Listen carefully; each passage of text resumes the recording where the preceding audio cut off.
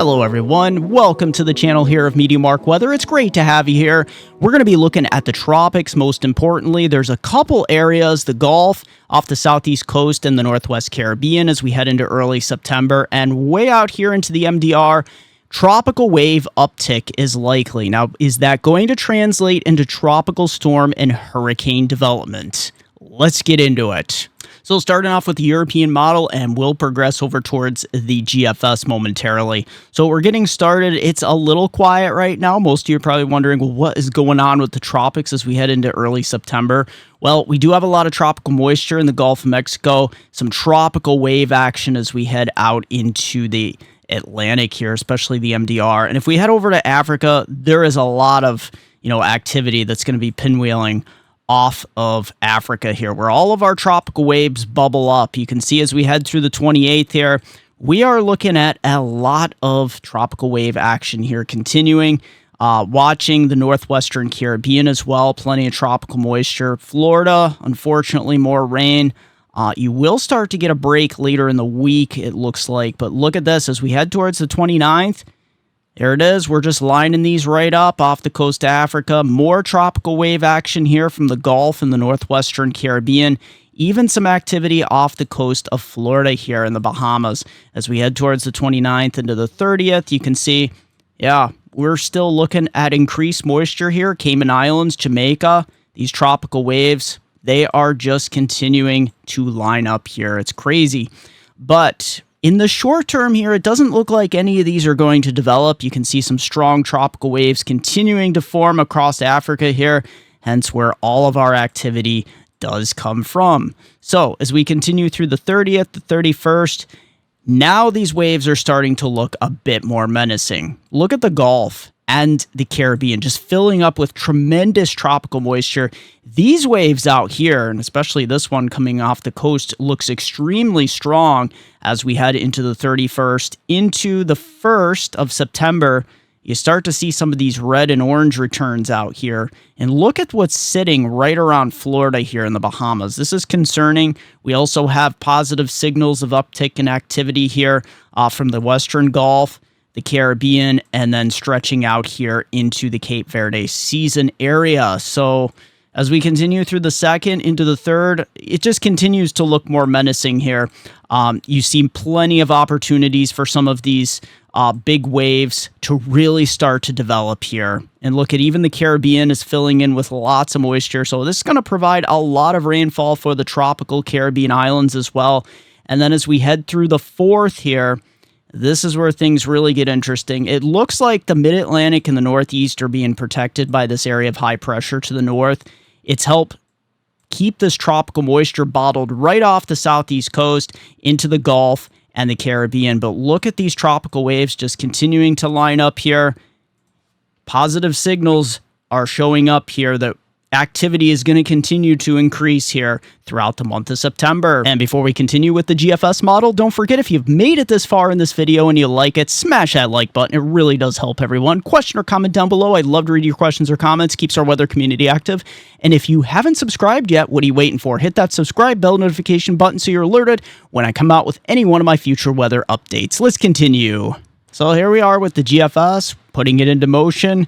We have that tropical wave here just east of Jamaica moving up around the 27th. Most importantly, there is a big tropical wave out here southwest of the Cape Verde Islands. And look at this as we head deep into Africa. We're just lining them up just like on the Euro. Here's a couple of them. Look at this, just lining right up here perfectly. So here it is as we continue in time. There we go. So the 29th. We have something that starts to look a little interesting out here. We have something in the Western Gulf and this area that's continuing to persist around the Bahamas. And we also have this area just west of the Cayman Islands towards the Yucatan. We're going to continue to watch this. As we go into motion here, you can see these areas remain very persistent. We have that stalled frontal boundary right at the end of it. Northern Bahamas, Western Gulf, and out here into the MDR. So watch this. Let's cross over into September here. And there it is. That gets picked up in the westerly. So thankfully the Bahamas can rest easy here. Western Gulf, that area just continues to hold on And the intertropical convergence zone continues to look much more menacing out here as we get through the September 4th, September 5th timeframe. You can see there were also a tropical wave here moving through the north central Caribbean islands here from Puerto Rico, Dominican Republic, and here it is, intertropical convergence zone, a massive wave coming off the Cape Verde area here. So as we continue to go in time, the GFS continues to indicate that some of these systems may have a very good chance of developing here. Then we're going to watch another stalled frontal boundary off of North Carolina and South Carolina. So that's another area that we're going to have to watch as we continue to go out in time. And then here's September 8th. This is getting out really far, so take this with a grain of salt. We're just looking for trends here. You can see essentially what's going on. We have a lot of tropical wave action. Some of these are looking pretty strong, and then we're just going to continue to line them up across Central Africa here. And if we take a look at the sea surface temperature analysis here, thanks to TropicalTidbits.com, you can see the warmest water for this time of year is up in the North Atlantic here, but look at the Gulf. This is getting downright dangerous, as well as the Caribbean. And as that dust moves to the northeast, look at the MDR and Cape Verde areas out here. We are running well above average. That is concerning as we head into September. And also thanks to Tropical Tidbits here for our mid-layer dry air analysis here on the GFS. You can see what's going on with the intertropical convergence zone. It looks very moist and active, as well as the Eastern Caribbean. Gulf is starting to moisten up here as well. You can see our dust. It's kind of dissipating or consolidating here across the Eastern Atlantic here. So we're not looking too much in the way of this getting down into the MDR. But as we continue to go out here in time, here's Wednesday into Thursday, the 29th. Look at this, GFS trying to grab a hold of some sort of low pressure here. Look at across the northwestern Caribbean, the Western Gulf. That's where our attention's going to turn to as the Eastern Gulf gets a little bit drier, which is some good news here. And then as we continue in time, you can see some of these tropical waves trying to progress across the Bahamas. Look at the intertropical convergence zone out here. Now we got a big area of low pressure across eastern North America. That will help keep up here in the mid-Atlantic and the Northeast pretty safe, I think, at least through the next couple weeks. And then look at here, the intertropical convergence zone, still very active. Northwest Caribbean, Western Gulf. We're going to have to continue to keep an eye here. And then as we continue, we start to moisten it up across the entire Gulf as we get into this first week of September. Look at this. Yeah, there's some strong tropical wave action out here. You can just see them lining up. Plenty of moisture to be had. And as we head into September 8th here, into the 9th and even the 10th here, the peak of hurricane season, you can just see several areas of interest just lining up here. And looking at our European run here, you can see as we go out in time, there's a low pressure trying to hold on here. Pretty strong area of low pressure. Eastern Caribbean as well. Central Gulf. We'll continue to watch these trends. That's what we're looking for here. We're looking for trends. We're not looking for individual storms, so don't focus on any individual tropical wave. But there it is, the intertropical convergence zone, Western Gulf. As we continue to go out here in time, you can see, you get the idea here. As we head through September 3rd and the 4th past Labor Day here, look what's happening. This is an area we're going to have to continue to watch. There's a lot of strong tropical wave activity coming off of Africa here. Here's a big wave here across the Lesser Antilles and continued moisture here flowing across Florida as we resume that in early September. So here's our CFS weekly model. Gives us a little bit of an idea week by week here. Those, the Caribbean islands, the MDR, Gulf of Mexico. As we head through the rest of this week into the following week, you know, as we head towards Labor Day, look at this. This is really lining up very well with our areas of problems. And you can kind of see that consolidating here as we head through. Here it is, September, mid-September. Look at this. Right off the East Coast, Eastern Gulf, MDR, Northwest Caribbean. And that's just going to continue here as we go out here in time. You can see late September, right around the 3rd week, the 4th week into the Gulf, Southeast Coast, MDR out here, continuing the Cape Verde season. Looking a little drier out here as we get towards the 1st of October. And flipping over to our CANSIPS model here, look at September here. Yeah, this is going to be blockbuster, I think. We're going to have a lot of wave action here, and any one of these waves, I think we'll see a tremendous uptick in activity here. As we head into October, you see the Northern Gulf kind of drying out. That's some good news. But look at this positive signal around the East Coast. It's possible we could see, it's not unheard of. We had Hurricane Sandy come up here in October. So watch out. MDR ticking away, as well as the Caribbean. Plenty of named storms, I think, into October. November, I still think you could see some named storms down through the Caribbean and even into December here. And here in the Caribbean, what is going on? We're going to see Central America get the lion's share of the rain. But look at this as we head towards midweek, late week. Jamaica and the Cayman Islands getting in on the act here. And we really start to moisten it up as we head through the first week of September through September 4th here. You can see the Central America area eclipsing 125 millimeters. That's 3 to 4 inches. Jamaica, Cayman Islands, yep, we could be in the 60 to 100 millimeter plus range, 2.5 to as much as 4 inches. And look at the northern Bahamas here. This is where you could see upwards of 150 millimeters, eclipsing the 5 to 6 inch mark. And traveling to the eastern Caribbean, what is going on here across the Lesser Antilles, all the way up to Puerto Rico, Dominican Republic, Turks and Caicos of the Bahamas, all the way down to Trinidad, Tobago. Well, it looks like a dry start here for the most part, but then we get into next weekend, into the following week of September. Look at this. Yeah, we're going to look at a lot of 60 to 100 millimeter totals here, 2.5 to 4 inches, even up towards Puerto Rico. We could eke out, about 1/2 to 3/4 of an inch, locally higher inch or two possible. Turks and Caicos here, you're looking drier though. Nothing more than, say, 20 millimeters or less. So if we look at the Eastern Pacific here, Hawaii has been in the news here for tropical issues. Just literally a hurricane hone south of the big island of Hawaii and passing south of all of the Hawaiian Islands here. That is going to be heading westward, still looking at some impacts here. Thankfully, the core of the strongest winds is staying south of the islands of Hawaii. But then we also have Gilma. Major Hurricane Gilma is going to be heading in the direction of Hawaii with another system trying to form behind that. So it's getting active around Hawaii here. But that system's going to weaken, and that's going to slip off to the north here through the 31st of August. So that's some good news. It will bring some gusty showers, though, to the Hawaiian Islands. And the rest of the Eastern Pacific here, if we go backwards and then forward here, we're not looking at much activity behind it. And for the Western Pacific here, we have Typhoon Shanshan here. Shanshan is continuing to press west-northwestward. This is going to become a very strong typhoon here, upwards of 125 mile per hour wind gusts, sustained winds with gusts as high as 150 plus. So watch out. This is going to round the bend. We have this high pressure system to the northeast that is helping steer it more towards the northwest.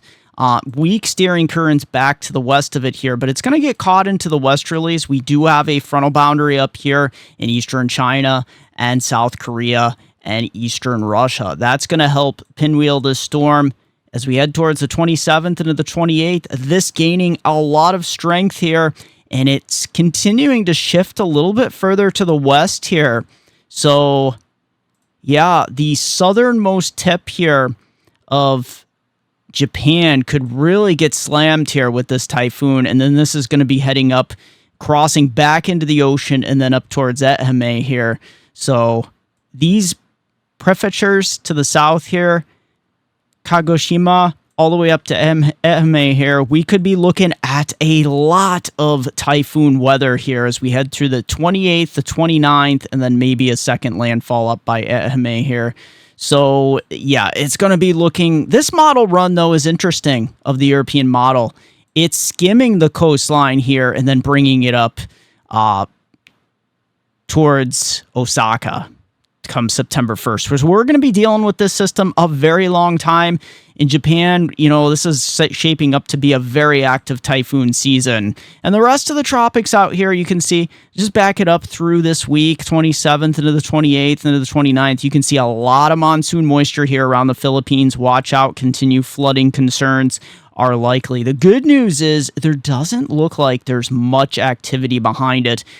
Towards the end of August, beginning of September, we do start to see a surge in tropical waves here across the intertropical convergence zone coming out of the east from the Marshall Islands. So we'll have to watch this trend. We could have a few more tropical storms and typhoons into early September here. And an ugly side of our weather is going to be that ring of fire here. Look at this. We head into Monday, that enhanced risk here of severe weather from the eastern part of South Dakota through Minnesota here in extreme western Wisconsin. We also have an area across southern New England, and dark green as a marginal risk as well. Watch out, damaging wind, large hail, isolated tornadoes. And as we progress on into the day on Tuesday, that severe weather threat shifts into parts of the Midwest and the eastern Great Lakes here. Cleveland, Toledo, Detroit, Chicago, Milwaukee, these areas, watch out. You could see damaging wind, large hail on into your Tuesday. So our HRRR future radar here, we are looking at, a nice ending to the weekend across many areas. Of course, Florida, parts of the Gulf Coast areas could see some gully washers down here. We also have, as we head on into Monday, you can start to see some cells developing around Lake Erie here. Those are going to pivot southeast just northeast of Cleveland here through 6 a.m. And as we continue to go out here through 11 a.m. on Monday, we actually have some thunderstorm action that's going to be a problem here into New England. So watch out. Hopefully we don't see too much severe weather, but we're going to see severe weather and flash flood possibilities as well. As we get into 3 p.m., look at Concord area, Boston, watch out. These are heading right down through you in Rhode Island, eastern Massachusetts, Cape Cod here, and even north of the Capital District in Albany, New York. So watch out for that as we continue through 5 p.m. And then we look, that's going to be pivoting southward across Long Island, maybe clipping parts just east of New York City. And then right down the Hudson Valley here, we could see some stray showers and thunderstorms as well. As we head through 11 p.m., that clears out. And then we set up for Tuesday. Look at these mesoscale convective systems riding up over this ring of fire ridge here into parts of Minnesota and Wisconsin and crossing over into southern Ontario. And then as we head during the day on Tuesday, look at this big mesoscale convective complex. Could this actually drop south towards Cleveland and Erie and Buffalo as we head later on in the day on Tuesday? And as we head down here into the southeast, we're going to watch this tropical moisture. Let's just back this up into Monday. You can see coastal Texas here as well as Florida getting in on the act of, looks like there's a little pinwheel action here with a tropical wave, and then showers and thunderstorms here across central Florida as well. As we continue through 5 p.m., 6 p.m., the evening rush, those continue. They die out with the daytime heating moving away. And then by noon on Tuesday, the 27th, you see a return flow, showers and thunderstorm activity forming across Houston and South Florida here and all across the Gulf of Mexico. So picking up where our HRRR radar left off, you can see we're going to continue to be stormy here from the Gulf Coast, especially over towards Florida and Texas. This ring of fire is going to continue, even some shower and thunderstorm action here on the day on Wednesday in parts of the mid-Atlantic into the northeast. And as we continue in time, we're just going to press this frontal boundary to the east into the 29th. We got, this area of low pressure out here, continued showers and thunderstorms around this ridge of high pressure that's trying to nose here into the southeast coast. Now, as we continue through the 30th into the 31st, you guessed it, look what's going on here. Unfortunately, this frontal boundary's snaking its way into the Ohio Valley, eastern Great Lakes, mid-Atlantic, and the northeast into New England and southeast Canada for Labor Day weekend here. Look at this. And as we continue to go in time, a wave of low pressure tries to ride along it here into the 31st. As you can see, this blocking high is going to really keep things holding tough here across the southeast. Look at Texas, Florida, lots of moisture, I hate to say, here into your Labor Day weekend. And here's the first into the second. Yeah, things start to look a little ominous and menacing here off the Florida and Bahamas coastline. Thankfully, that does kind of get caught up a little bit into the westerlies until it gets cut off by this ridge. Look at this. It's blocked, so we'll have to watch this area. And looking at our liquid equivalent precipitation here, Florida and coastal Texas there and parts of the Gulf Coast. Going to see the lion's share of the rain this week, also up towards the Midwest, northern Ohio, Michigan, as we get through the middle to latter part of the week. And then as we head towards Labor Day weekend, look at this. We just continue to moisten up here across the Northeast, the Mid-Atlantic. Look at North Carolina towards Saturday.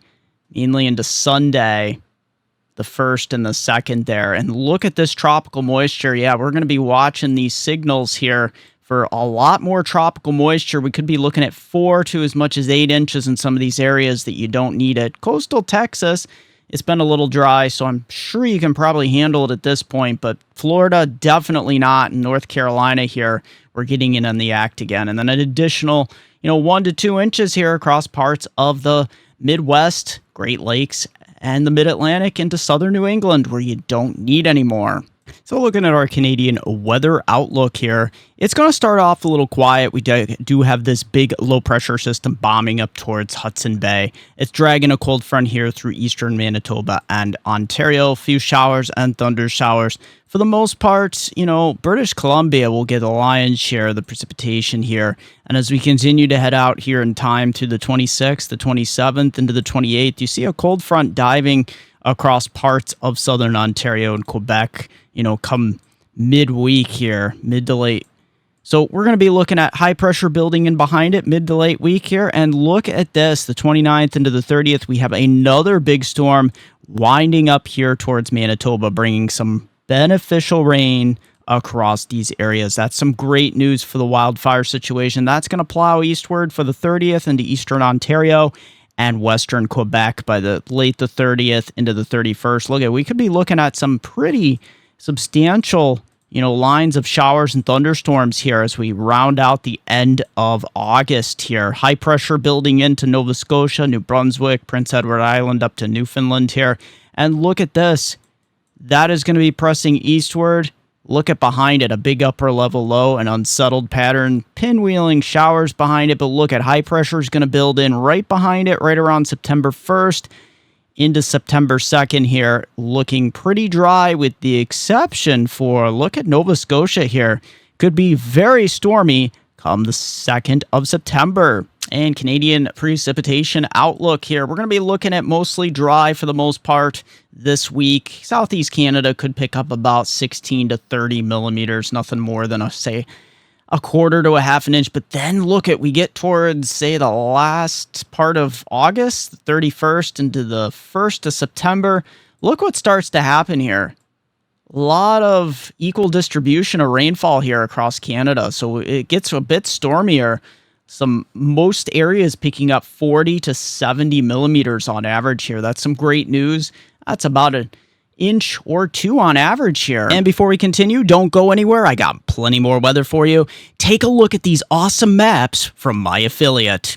I am proud to announce that I am now an affiliate with Trilogy Maps. TrilogyMaps.com, bringing you the most digital, customizable maps found nowhere else on the internet. These maps are simply stunning. It's an advanced layering system that makes these maps great for making forecast maps with ease or any other maps that you would like to display important information on.